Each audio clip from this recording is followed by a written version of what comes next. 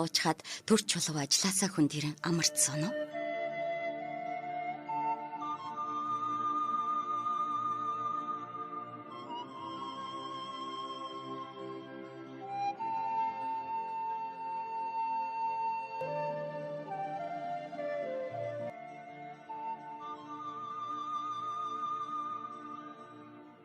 Таны богино амралтанд зориулж утга уран зохиолын яруу ихшгээр аялуулъя. Та унших хэрэггүй, зүгээр л сонсоорой. Цай уугцоор радио нэвтрүүлэг. Их Монгол FM 99.7 радио сонсогч танд аль бие усны зөвшөөрөлтөөр зохиолч Оюун Сүрэнгийн үйл үйлээ дагдаг өгүүлэлгийг цуурлаар хүргэж байна. Үйл үйлээ дагдаг 7 дугаар хэсэг. Тэгтэл хаалганы хажуу талын намхан шүүгэн дээр тавьсан варта цэцэгний хажууд эмэгтэй хүний гялгар хар өнгийн гарцсан хуйгаан нүдэнд туслаа. Цэнгэл цүнхийг аваад амийг нээн харвал төрөвч гар утас харагдав. Гэнэт толгойд нь үүнийг л аваад арилаад өгье. Дараа яах вэ? Та нартай тооцоодно химээх бодвол харамн орлоо. Тэгээд сэмхэн эргээд гарч хашаа даван гүйсээр нилээд холдоод модны оролд сун олцоо задлаа. Бурхан минь юу вэ? Химэн цэнгэл баярлсан дан хашгирч төрөвчийг шов хийтэл үнсээд авлаа. Амийг нээсэн төрөвч дотор доллар, төгрөгийн хідэн том дэвсгэртүүд банкны картын хамт багсайн харагдаж байв. Цэнгэл өмнө нь доллар гэдэг энэ мөнгийг гартаа барьж үзэх нь байтугай барааг нь ойроос харж үзээгүй нэгэн. Баярлсандаа салгалсан гараараа долларын дэвсгэртийг барьж нүдэндээ ойр тулан үзэж эргүүлж тойруулан харлаа. Цэнгэл амьдралдаа хизээч ийм их мөнгөтэй байж үзсэнгүй. Дээрээс нь цүнхэн дотор байсан жижигхэн хөөрхөн хитвчин дотор шигтгэн нүд гэлбүүлэн цацарсан бөгж хос эмэг бас бус зүйлүүд байлаа. Баярлсандаа багтрах шахсан цэнгэл хүн харчихвээ хэмээн сандарч олзоо хамж аваад гүйн отлоо.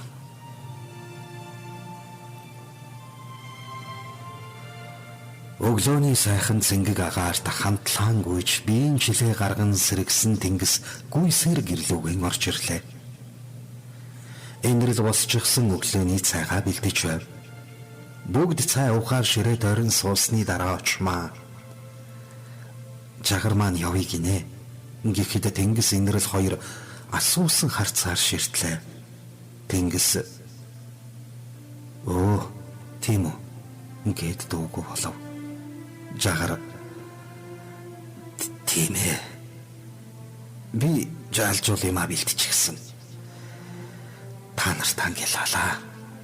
Би маанч гайгүй боллоо. Их баярлалаа. Ингээд дуугүй болон тонгойн сууж байв.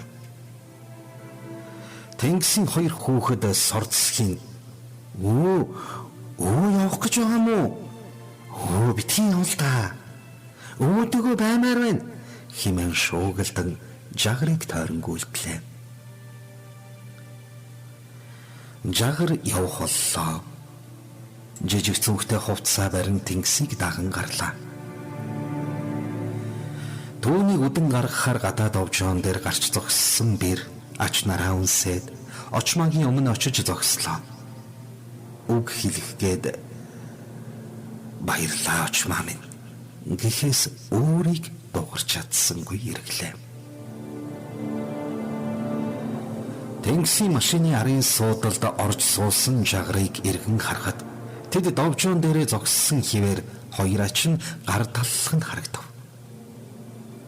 Жагарын зээжин дотор нэг юм унчих шиг санагдан ховхоосон оргиод явчихлаа. Гэртээ эргэж орсон очмаа буудан дээрээ суулаа. Олон жилийн өмнө жагар түүнийг орхиод явсан үе санагдахад мартах гэж бушуухан босоод энэрэлд туслан аяг тавган угааж эхэллээ.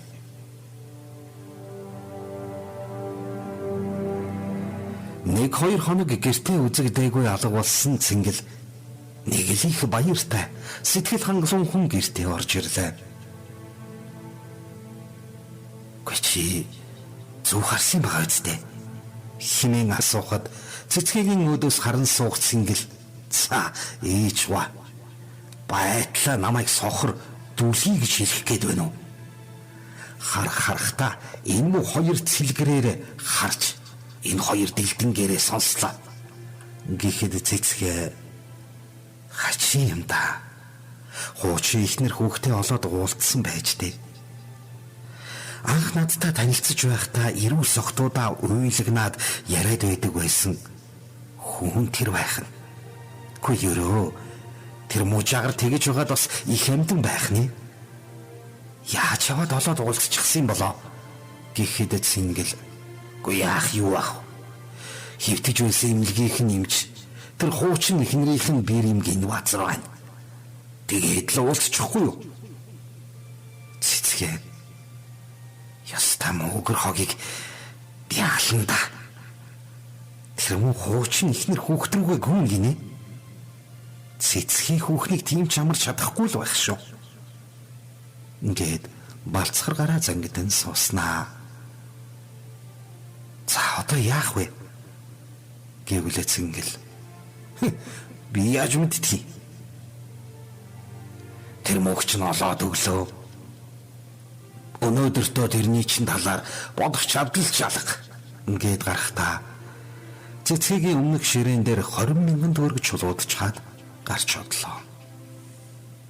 Цэцгээ баярлан шүүрч авсан боловч үгүй юу вэ? Үгүй энэ мөнгийг чи хаанаас олов гэж хашгир саруултлаа.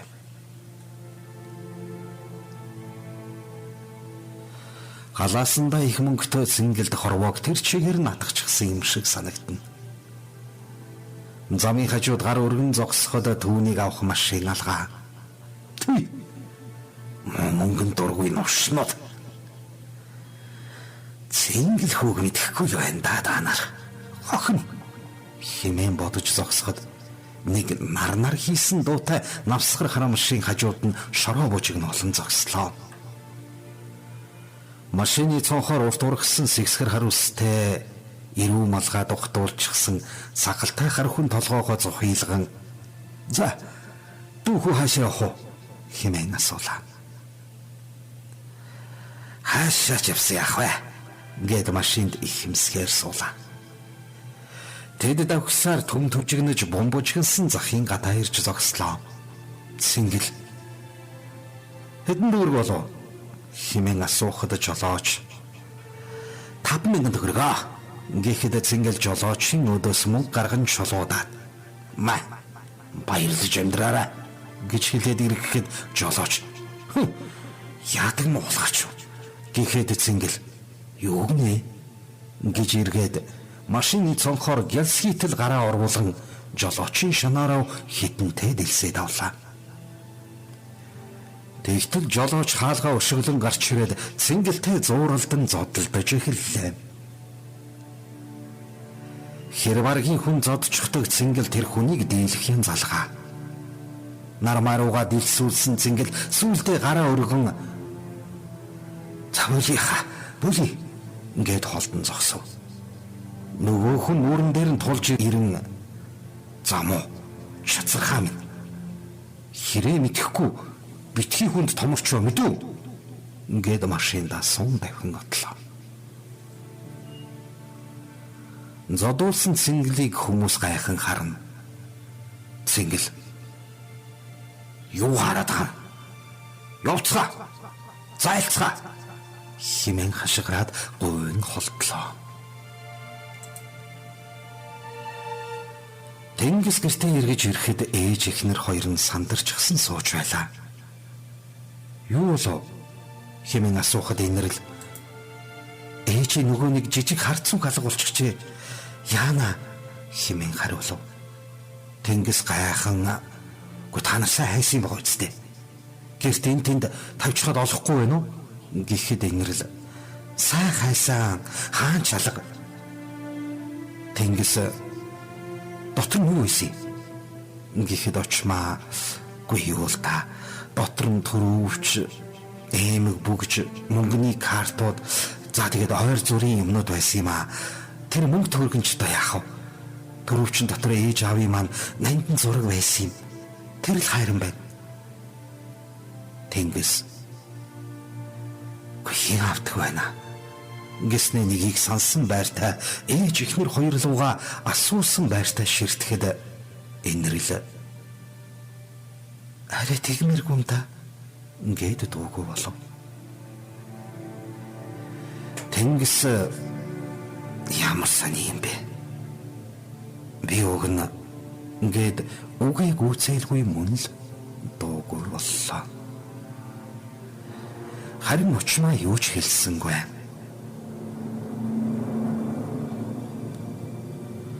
Цэцгийн авгаа айглан алхсаар найз хүүхэн Алтайгийн дан орж ирлээ. Ажлаа тараа дөнгөж орж ирээд байсан Алтай түүнийг хараад "Хүү, ямар сони хүүхэн бэ? Оройр дуулцсангүй. За миний найз ямар хэрэгээр л явна да?" хэмээн асуув. Аяхтай харцаа оочлон ууж суусан Цэцгээ "Зэ Алтай минь, сони юм болоод байна. Чи нөгөө манай тэнэг харыг мэдэн дээ." Гэхэд Алтай тас инээж танаа тэр хар юмыг мэдэхгүй хэм байдгийг. "Энэ хавийг нохооч хандахгүй байхаа" гэснээ. "Үнээрээ би энэ гайгүй юу? Та хэд чинь нэг хэрэг төгт ороод бөөлөн болсон дуулцсан" гэхэд Цэцгээ "Тэр чинь гайгүй байтугай. Цэнгэл бит хоёрыг хэрэгт хийхээ шахчихаад одоо хуучин ихнэр хүүхд дээрээ очиод хэвтчихэж" хэмээл. Алтайгийн нүдэн томрон "Пүүх, чинхэн сонин гэдэг чинь юм байна да. За тэгээд үххийгүйгээр барахгүй чамайг минь хаяад өөр их нэртэй гээд цааш үргэлжлүүлэх гэхэд нь зухалдсан Цэцгээ үгийг нь тас дайран "За яршиг. Би одоо тэр мод хаягдаж харагдаач" гэхэд Алтай "Ингээд чи энэ тухай яаж мэдэв?" гэхэд Цэцгээ "Манай Цэнгэл хаа очиж намайг дуурайсан овсгоотой юм аа. Тэгээд л мэдээд ирэхгүй юу?" "За тэр яаж мэдсэн чи яахав? Тэр ихнэр хүүхэд нь тамтаггүй баян амьтад юм баха" гэхэд Алтай "Тийм баха. Жагаар энэ олон жил болоход яавч чиний хормоноос салахгүй шинжтэй. Цэнгэл та хоёрын харцаар хөдөлсөн үнхайгүй л хар юм байсан хүн. Тийм баян ихнэр хүүхэдтэй олж авчихад л чамаа хаяад алга болч шүү дээ" гэхэд багтартлаа ууралсан Цэцгээ "Чи ер нь яагаад намайг тавлаад байгаа юм бэ? Би ядуудаа яачхав" хэмээн хацраад бүлэзүүлэн амьсгаадлаа. Алтай "За миний найз тайвшир. Гэхдээ Цэнгэл та хоёр жаарыг арай хитрүүлж байсан шүү бас чаавас. Надад дааж тийм хар юм цаа яасангүй л дээ. Хөгшөрсөн хойноо өөрийгөө тижээх гээд шал угааж явах гэж." Залуудаач шал угаах байтугай хэртэй гар хүргэмгүй өндгөн цагаан хүүхэн муусан ирчүүдийг өмнөө сөхрүүлж алайг нь халдуулж л явлаа хэмээн яриад шанхны үсээ илбэн санаалтлаа. Тэгтэл Цэцгээ "За чи бит хоёр ингэх яах вэ? Ямар бие бинийгээ мэдэхгүй биш. Чагрыг яаж тэрмүү хүүхнээс нь салгаж авчрах вэ? Найз нь одоо хөгшрөөд юун ажил хийх вэ? Насаараа хийж үзээгүй юм чинь. Жагар байхдаа л хоол ундаар тасалдаггүй байсан. Одоо би өнгөрөөд байна. Цэнгэл намайг тижээх нь байтугай өөрөө надаар тижээлэгдэх хүн. Залуу цагтсан болов энэ муу харчууд өөрсдөө гүйлдэж ирээд л аль байдгаа барьдаг байсан. Одоо над руу ирдэг ганцны хар юм нь үнхийн төдий идэх юм муу хогийн найрканаас өөр юм авчрах чадалгүй гуйлагч гуйд байх. Зарим нь бүр үнхүсгүй жаргах санаатай. Би ч уг нь залуудаа сурсан ганц эрдэм чадлаа одоо ч алдаагүй л дээ. Гэхэд Алтай би чам туслая. Гэхдээ чи найзыгаа шагнах юм байгаа үстэй. Чи бид хоёр залуудаа энэ зэргийг салж сарнаагаад удсан хүмүүс байтугай эвийн цавуугаар наасын юм шиг хүмүүсийг хүртэл бучиг нь улаад л янз бүр болгодог байсан бидтэй хэмээн инээ ихэд цэцгийн нүүр туяаран алтаар өдөхөн суулаа.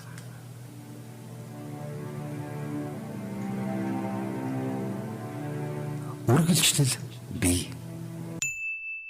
Их Монгол FM 99.7 радио сонсогч танд албан ёсны зөвшөөрөлтөөр зохиолч оюун сүрэнгийн үйл үйлээ дагдаг өгүүлэлгийг цуурлаар хүргэж байна.